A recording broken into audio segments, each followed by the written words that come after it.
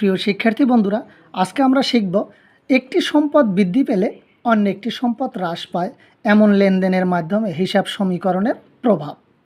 আমরা হিসাব সমীকরণের যে ছক A=L+OE এটি আমরা তৈরি করে রেখেছি। আমরা প্রভাবটি ছকের মাধ্যমে দেখব। নগদে আসবাবপত্র ক্রয় 50,000 টাকা। আসবাবপত্র ক্রয় করলে ক্রয় নাম লেখা যাবে না।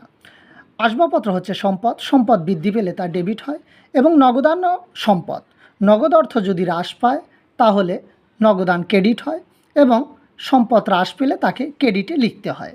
আমরা দেখতে পাচ্ছি আসবাবপত্র বৃদ্ধি পেয়েছে, এই জন্য সম্পদের কলামে অর্থাৎ আসবাবপত্রের কলামে 50,000 টাকা আমরা লিখে রাখব, এবং এরকম ফাঁকা লিখে রাখাটাই হচ্ছে বৃদ্ধি।